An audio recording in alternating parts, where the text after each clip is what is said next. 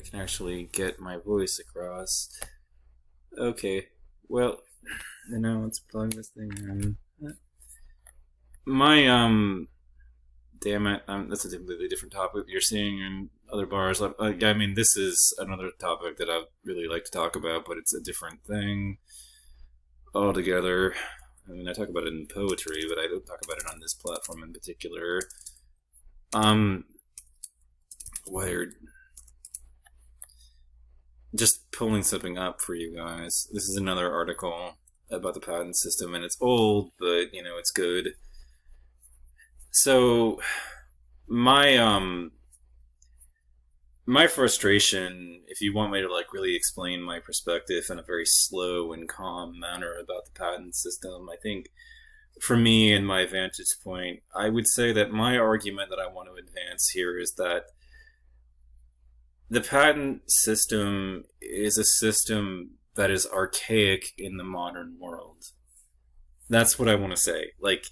It's a system and an idea that was conceived and designed in an earlier time for an earlier society that didn't have the technology that we have or the means that we have available to us today.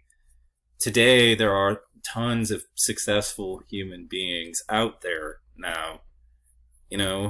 Back during the Gilded Age, you had a society of just robber barons, basically, who, and some of the wars that existed between the men that really created this country, and the very interesting battles that took place between those guys. And, I was watching a series about the history of all this, about, how the railroads were first transporting the kerosene around the country, and then it became, they built a pipeline, a pipeline to move the oil around to all this stuff, and how that destroyed the rail companies, and how crazy everything was back then. And it seems to me that the patent system was conceived for a society like that one, where, there's only a handful of players, that are doing the vast majority of the work, and they're just, there's a society that's totally different than the one that we have today. The one that we have today is big, it's complicated, there are tech giants, and these tech giants are so big, there's so many departments in those companies. Those buildings are so huge that, there have to be tons and tons of different people doing different types of tasks inside them. You've got to have a legal department at somewhere, that's responsible for a lot of those things.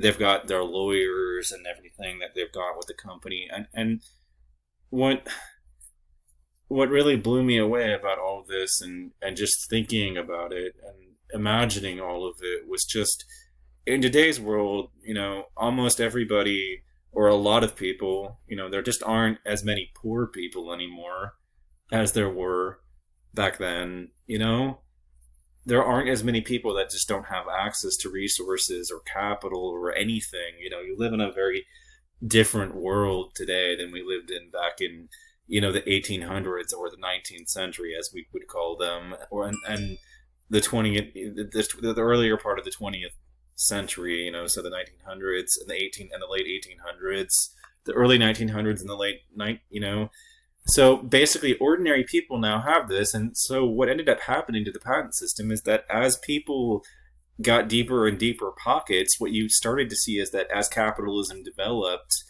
one thing did start happening, which was that people had deep enough pockets to start getting lawyers together to create these patents.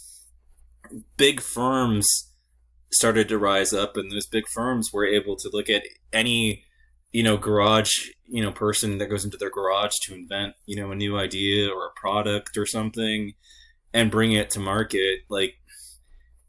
They would do this. They would go out there, and they would legitimately, what you would see happen, was that they would get their patents filed and created, and they would get it all on the books, and then they wouldn't actually, when they would sell it to a company, right? And that company would buy it, and then they would sit on the patents and basically hope that another company would come in and try to bring the product to market so they could sue them for copyright infringement. And so you've had for now a world in which there are all these inventive people in it. There's all these creative types that are just sitting around in some office somewhere. They're, with all these new ideas that they're drumming up in their heads, but they can't do it because, now they have to take this extra step of looking at, what, if their new idea is patented already, so that they don't infringe on somebody else's patent, on this market to bring it to market because of fear of getting sued.